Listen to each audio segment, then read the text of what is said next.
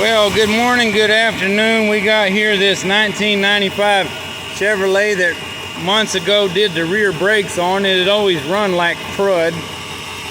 And I had cleaned the spark plugs on it, and it still run like crud and would fall on its face and die, so forth. So I finally went to compression test it to see if the engine was even worth messing with. And I goofed up and broke the compression tester. This piece here had another piece butted up against it and brazed together on this one that I borrowed.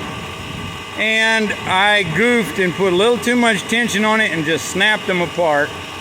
So I had to weld it. So I found we got a steel 1/4 inch NPT nipple right there. I first sanded down that's a little noisy back there. Sanded down the flared nipple here on the compression tester tool. See here, this will fit certain plug hole in the head, and this will fit other ones. This here works on most of the GM stuff.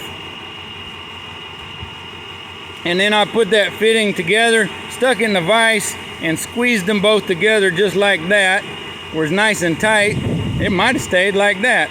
And then I did my crummy little welding with an old junky cheap MIG welder, but apparently it's sealed, because then, you know, little Teflon tape, adapter fitting and an air fitting to go into the old compression gauge here. And that sucker, every cylinder, thankfully, run up to, where's the sunlight, 100 to 160 psi. So it's okay. It seems to maybe get a little bit of oil pass, but it ain't leaking compression. But in the past, the spark plug wires was hanging all on the exhaust manifold, so I had tied them up kind of like this, all nice and neat. Well, I goofed up. I forgot to check this one that had tape on it for some reason. Well, guess why the engine was running like crap? Can anybody answer that question for me? This got burned on the exhaust manifold. It's junk. It was misfiring. Well, I had another old truck that I took out of the toolbox, another spark plug wire, and put it in place. Got them all lined up. I looked on time to get my online to get the firing order, because I couldn't remember for GM anymore.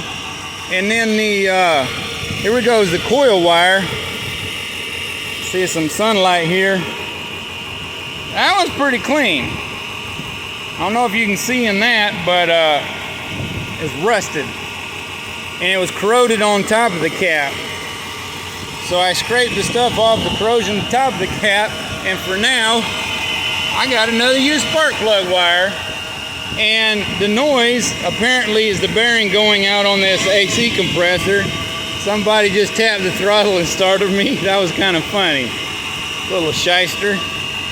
And on this side, I already had all the wires zipped so they don't chafe on stuff.